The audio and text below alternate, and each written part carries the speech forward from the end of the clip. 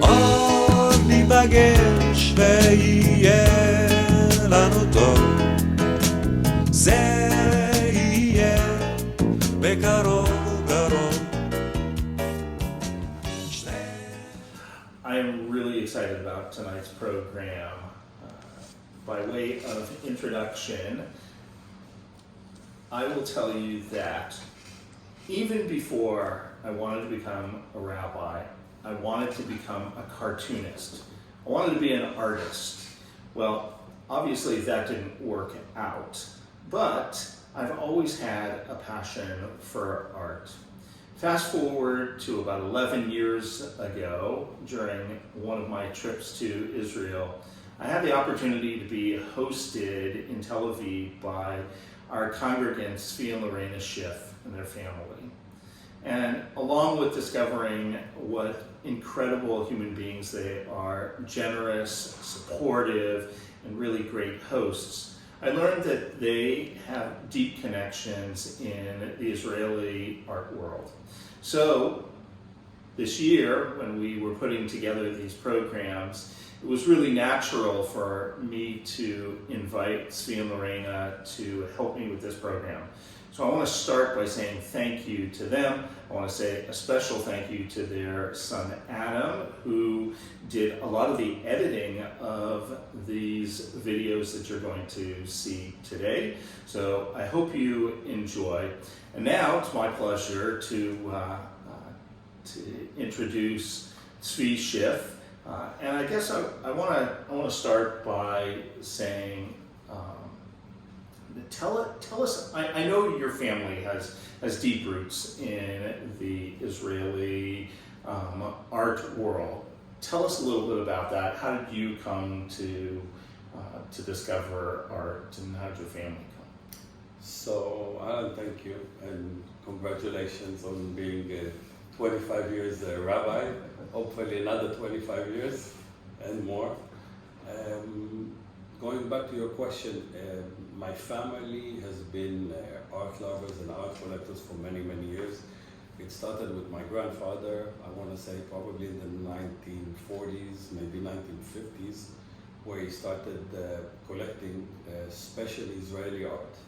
He sponsored a lot of artists in Israel who had no money and no ability to feed themselves.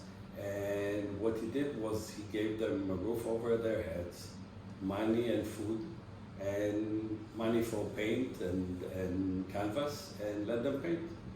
And that's how we got connected to the Israeli art world. And for many, many years, and then my father started being a big collector, actually considered one of the biggest collectors of art in Israel. Not necessarily Israeli art only, but art in general. And that's how we got into this. So I want to give a little extra credit. One of the things that I remember about that first trip to Israel and staying with the Schiffs was that I got to be a part of the annual Schiff Prize. So tell us a little bit about that, because we're going to get a chance to see one of the artists and hear from one of the artists and see some of the art that your family has made happen. Yeah, so I want to say somewhere in the beginning of the 2000s, after my grandfather passed away, my dad decided to honor his memory by creating a kind of a competition for Israeli artists in Israel. It was in the Tel Aviv Museum, and every year there were like several artists. In the beginning there were probably 20 or 30 artists that applied for the prize, which obviously the winner would get a prize and the opportunity to show their pieces and show their art in the Tel Aviv Museum. And over the years, this competition has become somewhat of a interest in the art world in Israel. And today, I want to say probably there's more than 1,000 artists every year applying. There's a panel of basically, you'll see some of the people that are on the panel in the coming video. these people choose the winner. And so that's one of the ways that my father decided to commemorate my grandfather's memory. I think the art world needs patrons like your family. So when we were thinking about this program, I asked a number of questions. We thought about what is it that we want to, how do we want to approach this? And there are so many different ways to think about art and to think about Israeli art. And not only to think about Israeli art, but Jewish art, and whether those are the same, whether those can be distinct. Can you have Israeli art that's not Jewish? Can you have Jewish art that's not Israeli? And how many of these artists have tenuous relations with their Jewish identity. And then sort of how the art world has developed in Israel. So tell us a little bit about who we've got, who we're going to get to see tonight. So we have three panelists actually. The first one is my father, Dubi Shif, who's, like I said, one of the most prominent art collectors in Israel today. I remember being in his apartment for Shabbat dinner and feeling like I was in a museum. And then we have Doron Luria, which he's one of the most important people in the art world, was the head of the Tel Aviv Museum, was a curator for the Tel Aviv Museum. He was there for, I believe, close to 40 years. And he's one of the prominent authorities in Israel about art in general. The third one is Eli Shamir, like I mentioned, or you mentioned, he was one of the panelists, and he's today considered also one of the most prominent Israeli artists. Great. So we are excited to begin, and let's learn together. First, I wanted to thank all of you for joining this conversation about Israeli and Jewish art today. I want to thank Dubi Shif, Doron Luria, and Eli Shamir for joining us. And I'd like Dubi Shif was considered one of the prominent Israeli art collectors to introduce our panel today. Hi, I'm Dubi. I'm Tzvika's father. And I'll take pleasure introducing my two panelists, and I will start with Doron, Dr. Doron Luria, who is joining us now from Tel Aviv, and I'll tell you a few words about Doron. His first job was a driver for Helen Curtis Cosmetics in Israel. He graduated in graphic design at the Bezalel Academy of Art in Jerusalem. He studied art restoration for 4 years in Holland, Italy, and England. He returned to Israel and began to work at the Tel Aviv Museum of Art, where he worked for 38 years until his retirement. He was chief conservator, a senior curator, and a head of Old Masters section of the museum, which he established. He is the author of 3 art books and 25 art catalogs. During his time in the museum, he attended the Tel Aviv University, where he received a BA, MA, and a PhD in art. His doctorate was in superimposed forgeries, making him a unique researcher on this subject. Personally, I can attest that Doron is a walking encyclopedia of art. An additional anecdote about Doron is that he was a singer at the Israel Philharmonic Choir for 15 years and hosted a radio show in the Galei Tzahal radio station in Israel for 3 years. Over to Eli Shamir. Eli Shamir, who I think is one of the greatest artists, contemporary artists in Israel. He was born and lives in Kfar Yehoshua, which is in Emek, Israel, in the north of Israel. He was a pilot in the Israeli Air Force. After leaving the Air Force, he attended the Bezalel Academy of Art in Jerusalem, for which he graduated in 1981. He is considered as one of the best and most important contemporary artists in Israel.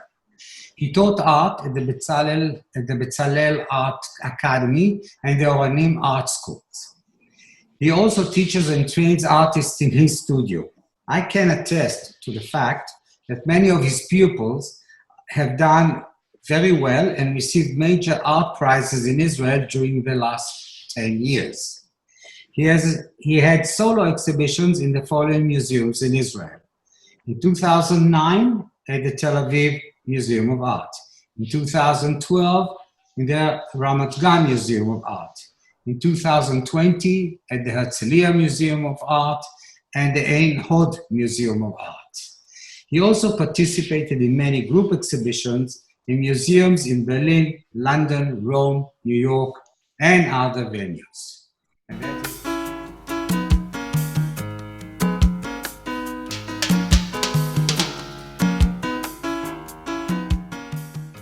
How do you see the Jewish art versus the Israeli art?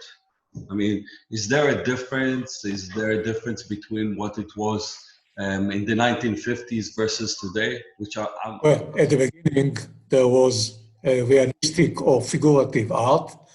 Then came some revolutions in the art world, also in Israel, of course.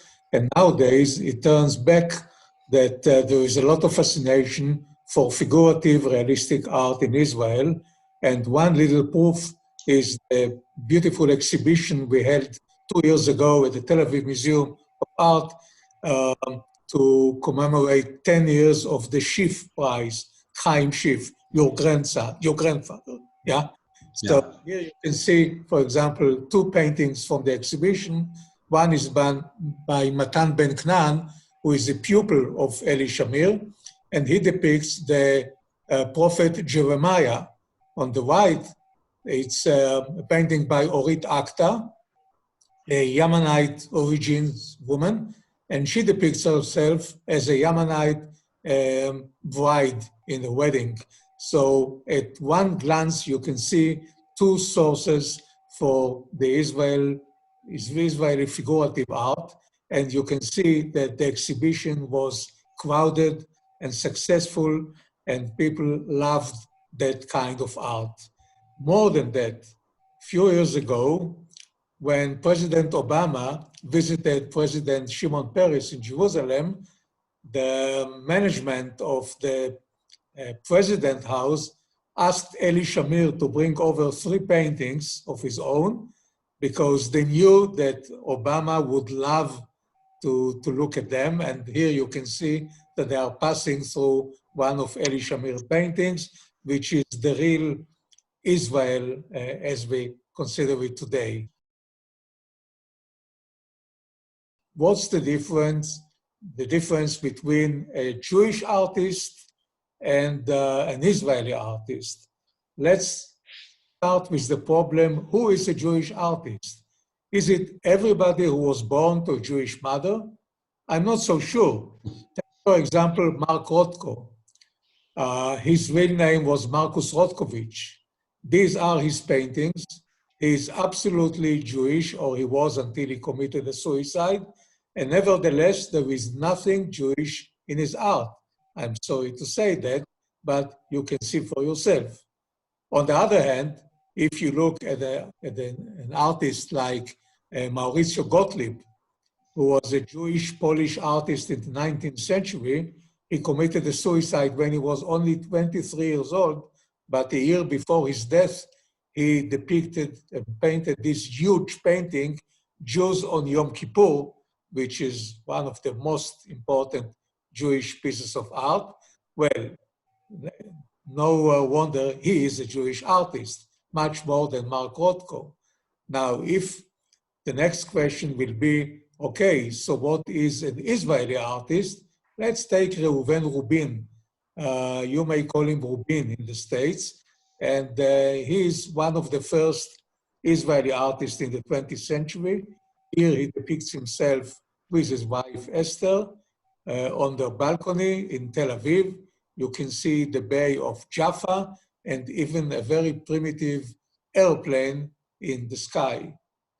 But then the next question is, what is an Israeli artist connected to his Jewish origins?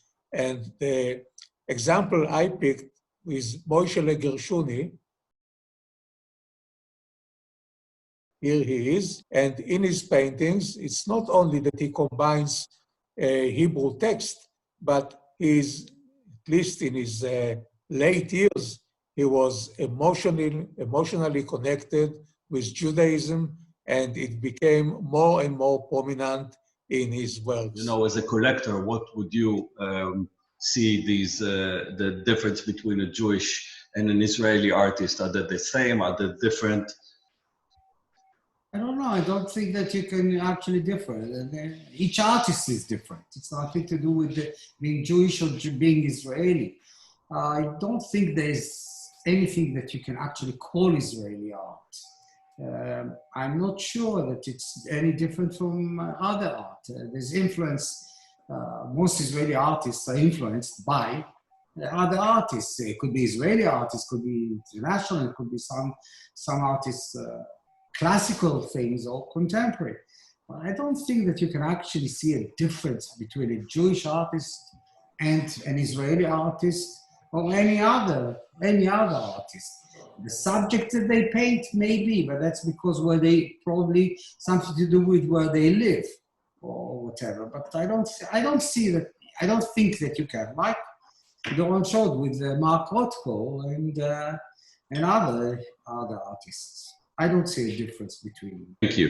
Eli, do you have any opinion about that? I think as the artist here that showed some of his works, is there anything that you would like to say from your side regarding that? Look, I have both identities. I'm a Jew, and I have 100% Jewish mother, and I'm an Israeli, and I'm part of the Jewish narrative and the Israeli narrative, and they are combined in many ways, and sometimes they differ. For instance, I have students who are Druze, like Fatma Shanan or Samach Shadeh, that they won a Schiff Prize. They are definitely Israeli. Do they have Israeli identity? It's unclear. In my case, I have my Jewish identity, and I use or react to Jewish history, or I have a biblical scenes like Jephthah's mother, Jephthah's daughter in the Dubi Schiff's collection. I have Isaac is going to the Akedah to be sacrificed. I have serf Isaac and blind Isaac waiting for Esau. So I have subject matters from the Jewish or from the Jewish history, from the Bible. On the other hand, sometimes I take advantage of my connection to Greek mythology or Greek mythology or Christian stories. And you see many Israeli artists that refers to themselves as Jesus. And they make a straight line between Jesus and Isaac.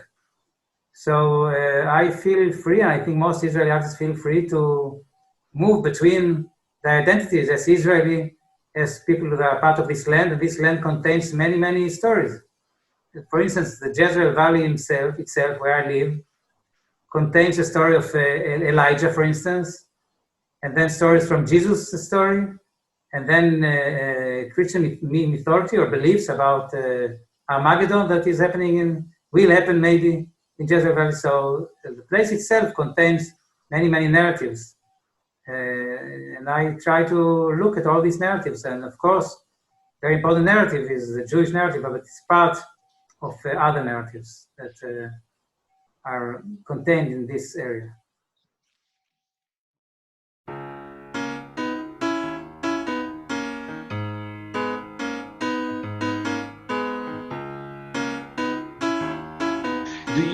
Do you any of you have like an Israeli artist that you would say represents Israeli art? I know it's a hard question because, like you said, you know, there's no, or Dubi mentioned that there's no real Israeli art per se. But I think that over the years, I mean, you guys, this is your life. This is what you do. This is what you do on a daily basis. You're involved in art, in all perspectives of art. Is there something that represents to you or someone that you would say, okay, this is the representation of the Israeli art? For me, the answer is quite easy. From the former generation, Reuven Rubin, as I mentioned before, is representing Israeli art. And from our generation, Eli Shamir, who is with us today, is the most representative artist and the most serious one nowadays.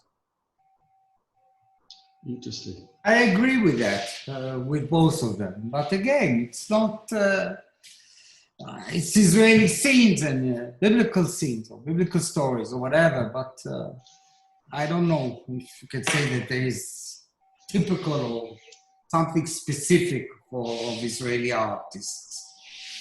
Okay, please, thank you. First of all, thank you, Doron and Dubi, for the great compliment. I think that everybody is doing everything he can about it. Everybody deals basically with the place that he lives in.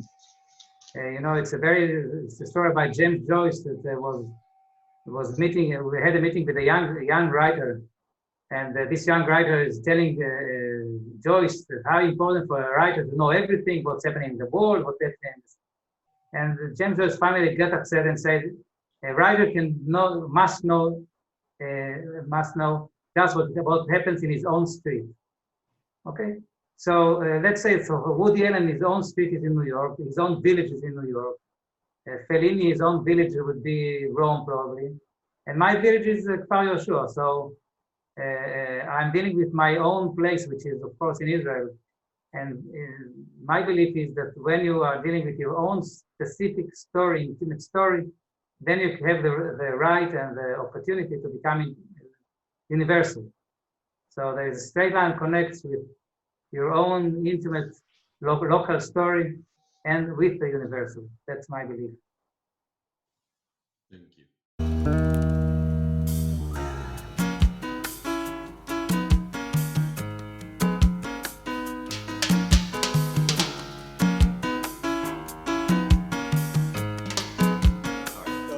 Our story begins with Professor Boris Schatz, who immigrated to Israel, to Jerusalem in 1906, and he decided to revive the Yemenite artists, and he had a special group of real, authentic Yemenites in Bezalel Academy who did such jewelry as I show you now, and that was the beginning of the 20th century art in Israel.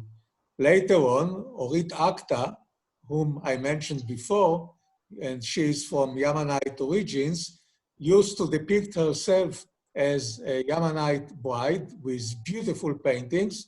Some of them belong to Dubi Shif, of course. And if you just look at them, you see all the Yemenite tradition of hundreds of years, which she brought with her to Israel. If you look at that, she can hardly bear the weight of all this jewelry. It is about 40 kilograms, and it's really difficult to carry on, but she did, and she paints it beautifully, as you can see in these details. These are all from her painting, yes? Druze young artist, Fatma Shnan, and she is yet another pupil of Eli Shamir, because Eli Shamir is also a very important teacher of art in Israel. So here is Fatma, a young girl, 33 years old, and she is standing between two of her paintings depicting carpets, Druze carpets, and this is an earlier painting of her, and she is very successful nowadays in Israel. And in the world. Yes. Then the next influence is the Jugendstil, or better known as Art Nouveau, which was popular in Europe at the beginning of the century, and it arrived to Israel with an artist called Lillian, and here Lillian depicts Moses and other paintings and drawings by him, and this is a very influence of the Art Nouveau. Then comes the group which we call Canaanites, And these are artists who see themselves as the follower of Assyrian and Babylonians artists from 4,000 years ago. On the left, you see Danziger, a sculpture called Nimrod. On the right, you see Abraham Melnikov, the roaring lion in Tel Chai, and both of them demonstrate the Canaanite style influence on Israeli art. Then you have the social realism, those artists who were heavily influenced by communist propaganda. And here you see Yohanan Simon painting a poster for the October Revolution, but in Israel, in Hebrew. Or you have Naftali Bezem, who also identifies himself with the sailors this time. This is from 1953, and this also has some socialist aspect. Then comes the Russian aspect, not necessarily the communist one. Yosef Zaritsky immigrates to Israel in the 20s, and he depicts his wife, Sonia, in such a style which reminds us of Mikhail Vrubel, a very important Jewish artist from late 19th century and the beginning of 20th century.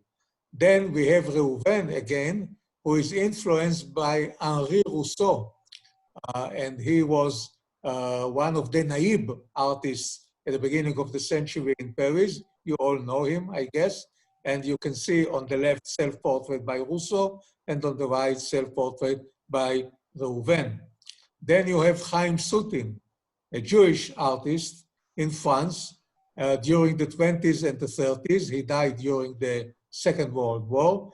This is a painting by Soutine, and many Israeli artists. On the left, you see Mokadi. On the right, you see Chaim Attar. They all were heavily influenced by Soutine. Then in the 50s, you have the influence of abstract art, mainly from Paris or mainly from France. Here you see on the left, once again, Zaritsky, and they became the enemies of the figurative Israeli art of the first generation. Here we see a painting by Eli Shamir, and the artist depicts himself on the right with his parents and his brother and his nephew and his dogs. And this is an obvious homage to the famous painting Bonjour, Monsieur Courbet, Gustave Courbet from the mid-19th century. Or another painting by Courbet is The Artist in the Studio, where you see the artist painting a landscape inside the studio, and the connection between this one and the one by Eli Shamir is very peculiar, because Eli Shamir goes out to the field to depict himself, which is absolutely unnecessary. It's much easier to paint yourself inside the studio. So these two paintings correspond with each other.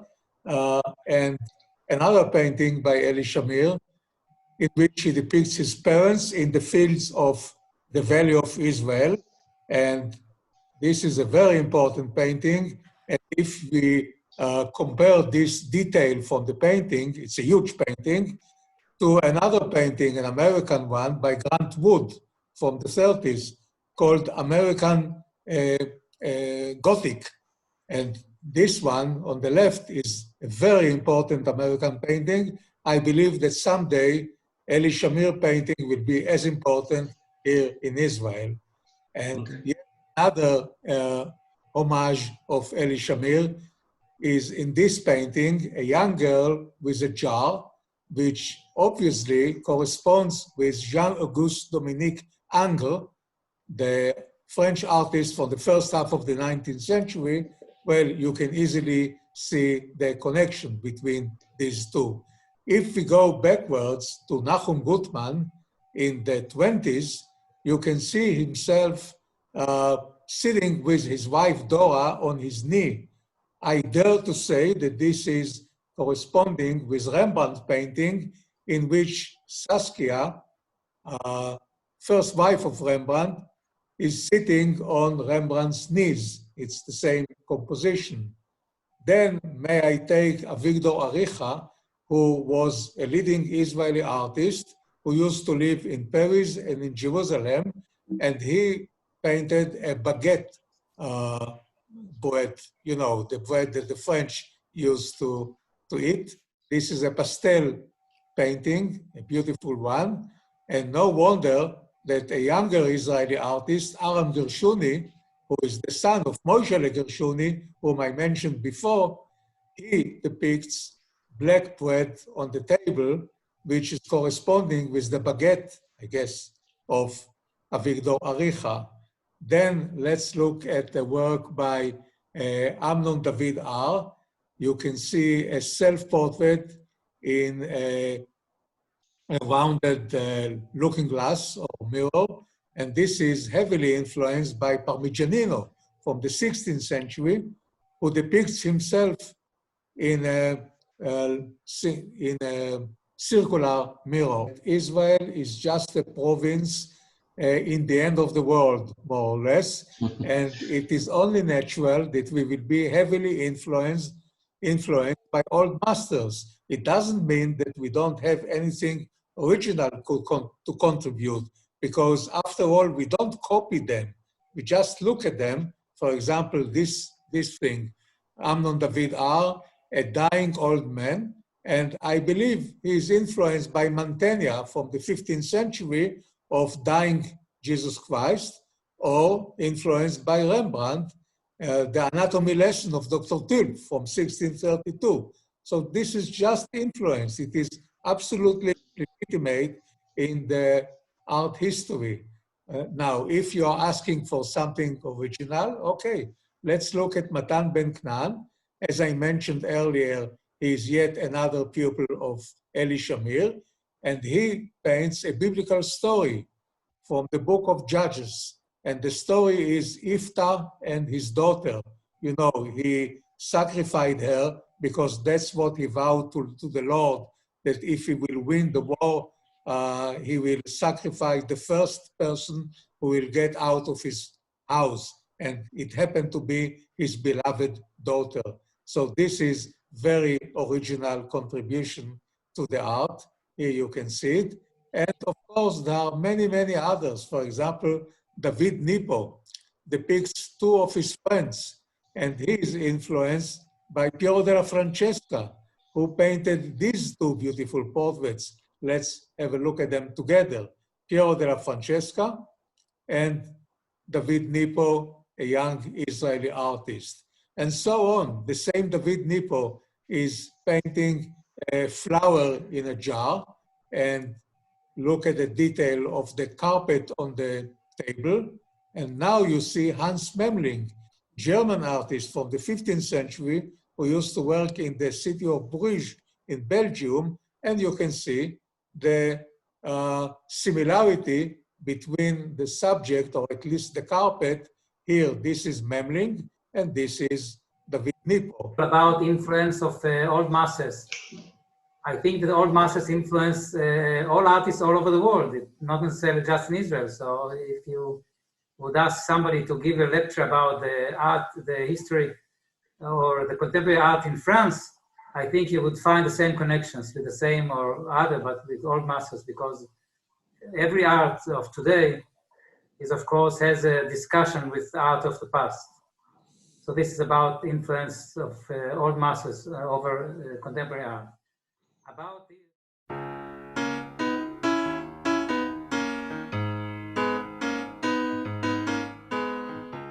the Jewish life is entwined with the Holocaust. I think the Holocaust is one of the main things in the Jewish history that, you know, everybody, I think every Jew, no matter how old he is attached to, not in a good way necessarily, but there is some, you know, some feeling towards the Holocaust. Is there a role that you think that the Holocaust played in creating the Israeli art of today?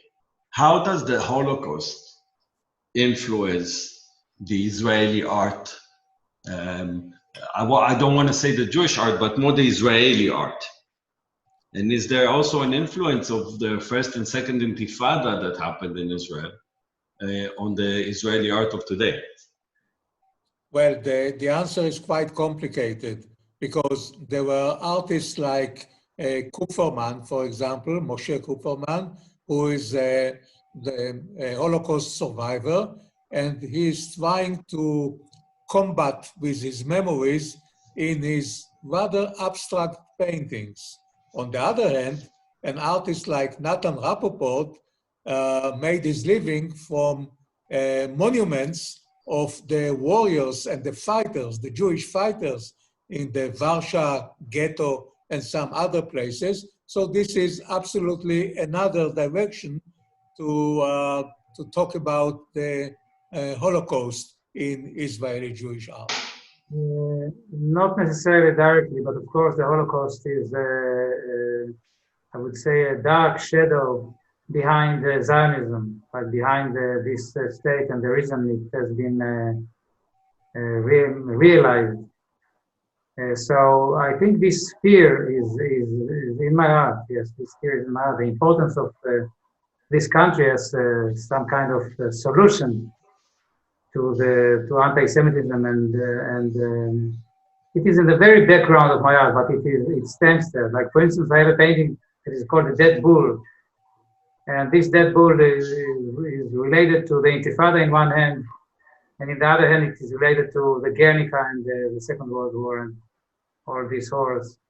So it is in the very background of my art, but it stands there, as it stands in the very background of Zionism itself.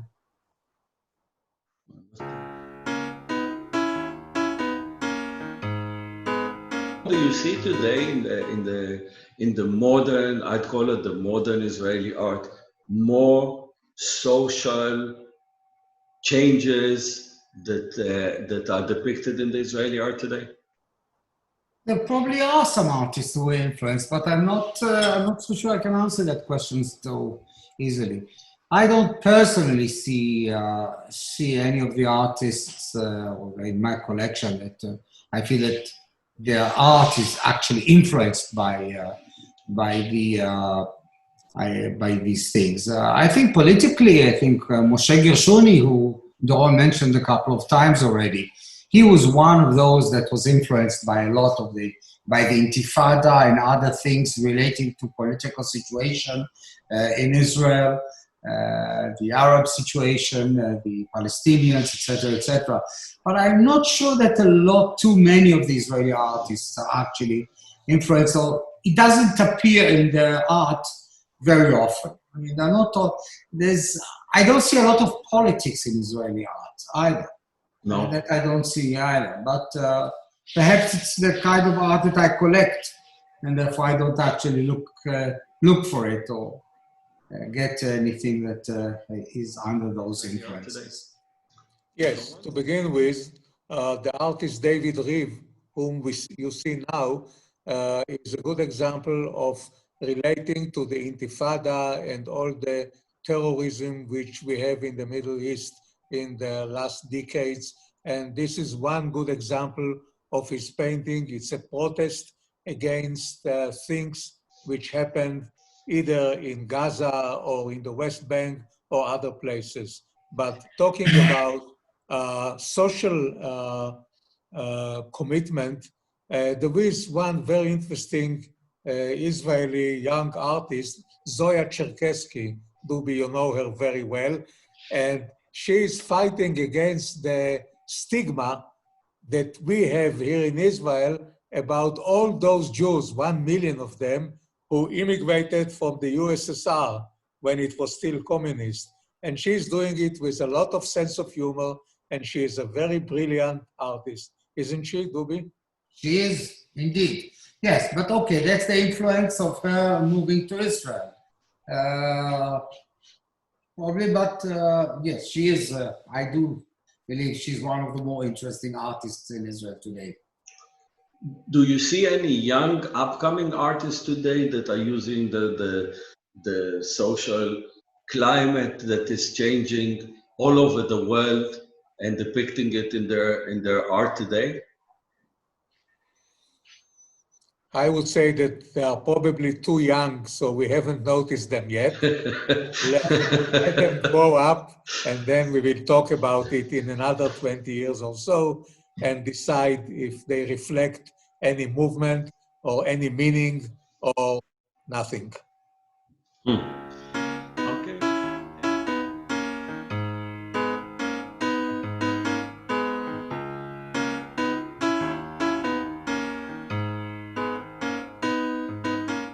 How do you see the future of Israeli art? What do you look for, or what do you expect the Israeli art to be in the next decade or so? And is it changing? Like Doron mentioned, some of the young artists that are not known yet. Do you see any movement in that direction in the art world at all? I basically, personally, I'm not very optimistic about it not because they're not good or not good enough. I feel that Israel has a lot of very, very promising and very, very prominent and very, really excellent artists. Not just in the figurative art, but in a lot of other things.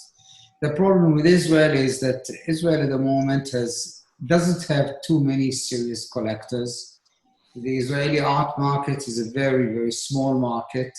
And there are very, very few Israeli artists that basically manage to really break this glass ceiling and get into become world famous. There are some today, but still none of them are really considered very big artists. There isn't one Israeli artist amongst the top 100 or 200 in the world as far as sales are concerned, as far as value is concerned, or whatever. I mean, I think the most expensive Israeli painting ever sold is a painting by Ardon that fetched at that time, I think something like $700,000 or $750,000, and this was the most expensive Israeli painting ever. Now, if you look at the world market today, $750,000 people pay for a frame, and never mind the painting. This is not a price that interests anything. The problem is that there's a lot of, well, basically, in my opinion, there's a big mafia today in the art world. I think there are about 20 galleries and 20 art dealers all over the world, that they are the ones who basically control the art world. They are the ones who decide who's the next person, who's the next artist, who's the next big name, etc., etc. And because none of the very classical historical artwork is available today for sale at auctions because it's already in major collections that wouldn't sell, and it's in major museums that wouldn't sell.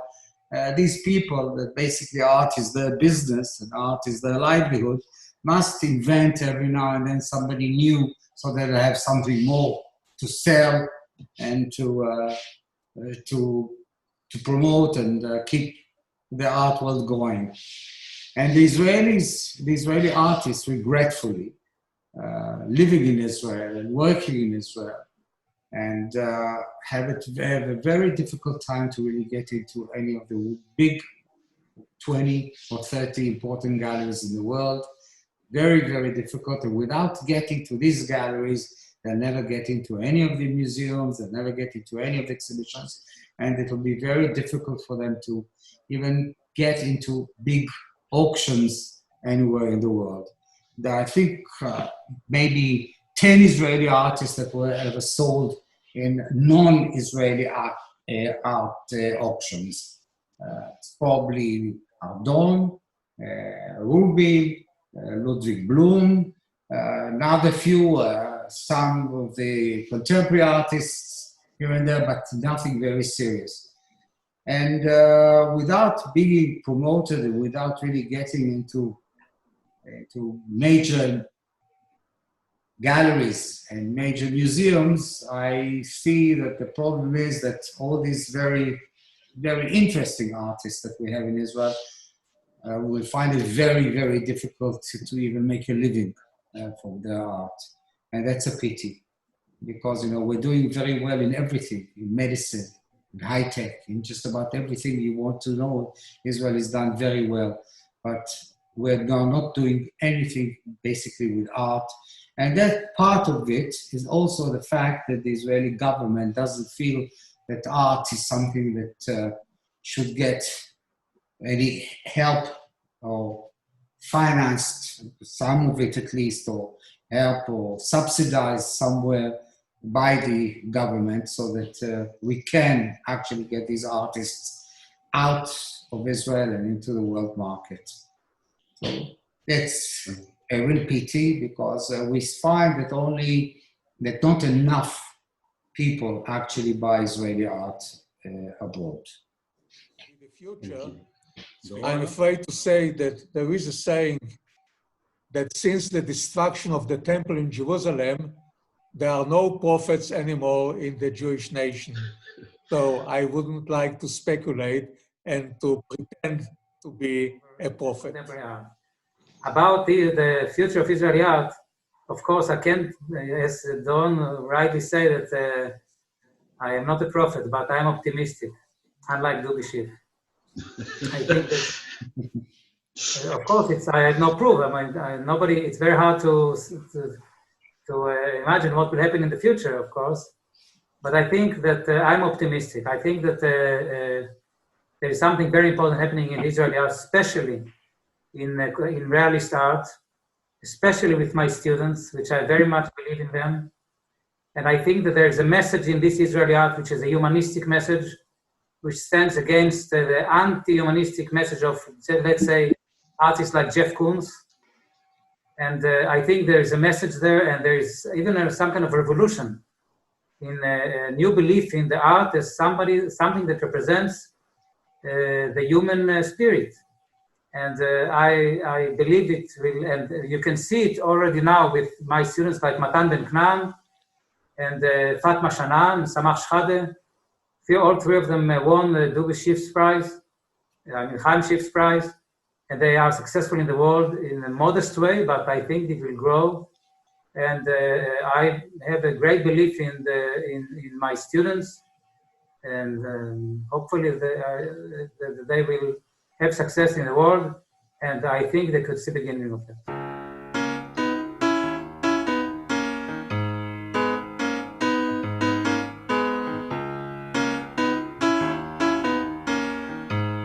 Is there any artistic mediums typical to Israeli art? Remember that there were some artists in the early 50s, like Kahana, for example, who believed that working with ceramics or with mosaics will revive the Jewish art of the biblical time.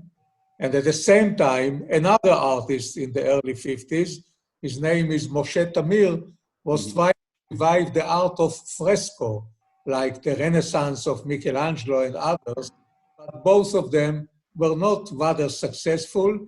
I mean, it was very assumptuous, but they didn't manage to revive anything, I'm afraid. So the answer is that there is nothing special in artistic mediums for Israeli art.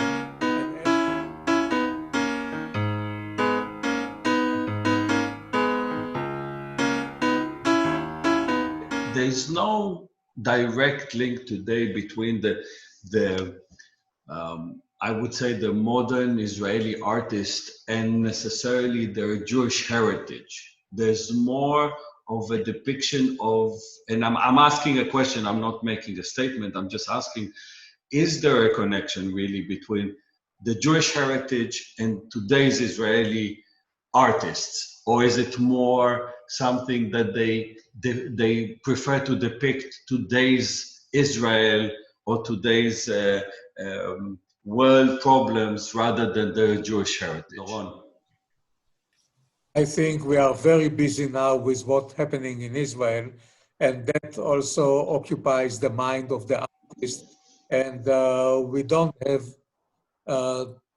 too much attention to Orthodoxy or to Judaism, because we have so many other troubles now, as you know, that even the art world is considered with that. I think that every artist has some negotiation or conflict with their own with his own stories or own history, his own history, like Fatma Shanan deals with her society, like Samach Shade, for instance, and Shlomi Lalush, my student, and Matan Ben Knan, and myself. We have the Jewish heritage in our background. If we take some subject matter from a biblical, like Matan Ben Knan with Bat Iftach and my Jephthah's daughter, and I have a painting of Jephthah's daughter too, as I mentioned in Dubi Ship's collection. So, I mean, naturally, it is in the background of this narrative, Jewish narrative is necessary, is obviously is on our background. Sometimes it's in the shadow, but it is always there, and there is always a dialogue of every artist with his narrative, and the Jewish narrative, the Jewish belief is part of our narrative, and then we negotiate with it, we deal with it. Sometimes it's very obvious, sometimes it's less obvious, but it is always there. Well, gentlemen, I want to thank you for your time. Chag Sameach. Thank you very much. Dubi, thank you for organizing this. Gentlemen, thank you very much.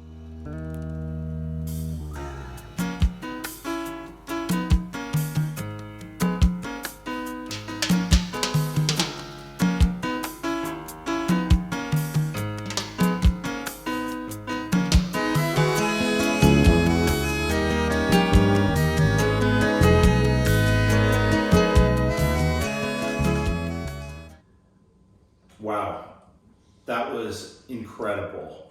What an interesting series of discussions. I really want to say thank you to our panelists. I say thank you to Tzvi for being the moderator, but to Dubi Schiff and to Doron Luria and to Eli Shamir. Thank you on behalf of Temple Sinai for taking the time to share your thoughts. It was, for me, it was really interesting to see how Israeli artists have been influenced or were influenced in throughout history by different cultures and the art that came from different places as people moved to Israel. What I do want to spend, there are two things that bothered me in the conversation. I asked Tzvi if he would be willing to share some thoughts about them. The first one was the assertion, by the way, while we were watching, the thing that I learned about the Schiffs, along with their love for art, is that we have a mutual love for a good glass of wine. So we opened up a bottle of Israeli wine, and so here's to L'chaim. So what I was bothered by was, the first one was that Doron Luria said that he felt that Israeli and Jewish art is one and the same, that you can't have one without the other. And my own thought is I disagree, but I'm curious what your thought was about that. I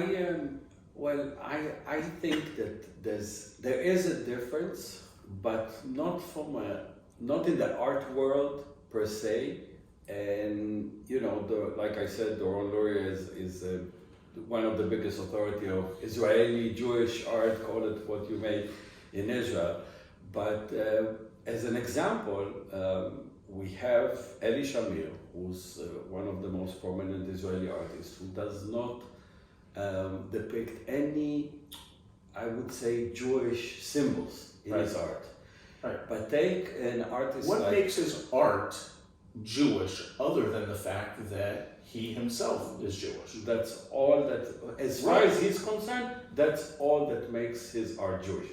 The fact that he's Jewish. He has a Jewish mother, I think. Yeah, exactly. Yes, okay. He's Jewish, he has a Jewish mother, and he's Israeli.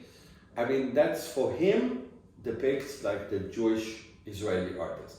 But take artists like Mane Katz, for example, who he constantly depicts rabbis and Jewish symbols and stuff in all his works. Right. So, and he's not Israeli.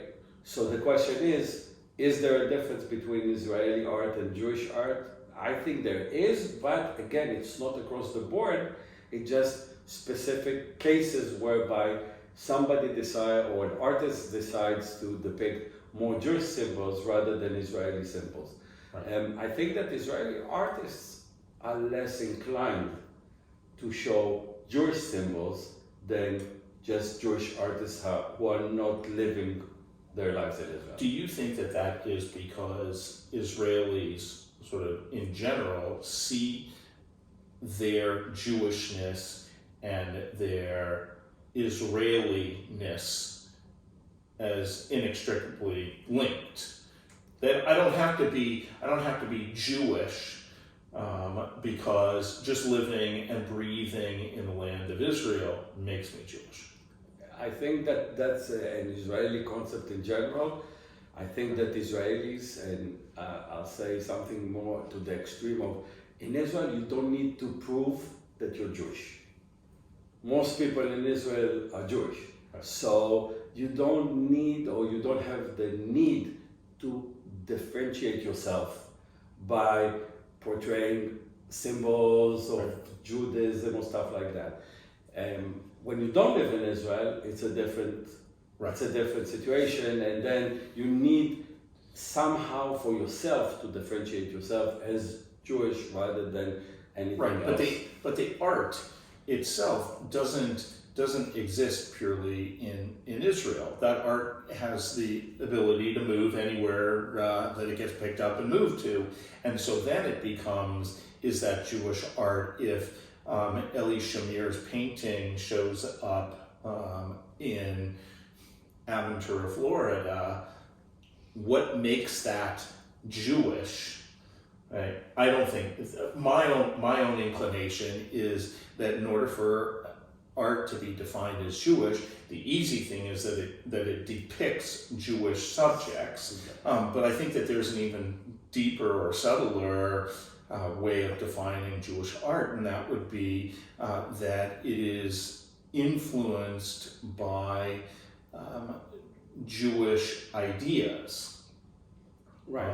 And I'm not deep enough in the art world, but that people who, and maybe this leads towards my second challenge around Holocaust and Intifada, but were there artists coming out of the Holocaust who didn't necessarily depict something Jewish? You didn't see a Jewish symbol or a Jewish scene, but were so deeply affected by something that happened in Jewish history, definitively Jewish history, that makes that Jewish art. So I think that if you go and you look for something or an artist that is or was affected, not necessarily directly by the Holocaust, but over time he thought that it was an interesting subject. I think that the way is really to depict Jewish symbols. Again, this is my opinion. I can't point to a specific artist and say, okay, this artist used the Holocaust as his canvas or his subject for his paintings. But in general, if you think about it, I think that the main idea behind depicting something that happened in the Jewish history is portraying Jewish symbols. What defines it as Jewish art? Exactly. And in Israel, again, people are more connected to the landscape of Israel, people on the street of Israel. I think that's a historical thing, yes, where for so long the Holocaust was seen as negative, because how could we let this happen? And now we're living in a world, or we're living in our own state, and we're going to be proud of the land and the people of Israel. So it wasn't so much about Jewish history or even Jewish symbols, but the land itself defined it as Jewish. I mean, take an artist like Ludwig Blum, for example, who depicts in a lot of his paintings Jerusalem in different states in different times, whether it's the 1940s, or maybe it's the 1960s, the 70s. So is Jerusalem a Jewish symbol, or is it an Israeli symbol? So, that's another good question to think about and say, okay, for somebody who doesn't live in Israel, maybe it's a Jewish symbol. Right. And for an Israeli, it's a place in Israel. Right. Yes, it's the capital of Israel, but is it right. Jewish or is it Israeli? Right. So that's another way of looking at things. Right. Well, again, I want to say thank you to you, Tzvi, to Lorena, to Adam, for all that you did to help put this together, to celebrate with me. It was what a treat it has been, and hopefully in the not so distant future we'll all be able to get together and share art in person.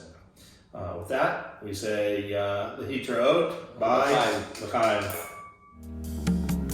עוד ניפגש ויהיה לנו טוב, זה יהיה בקרוב קרוב,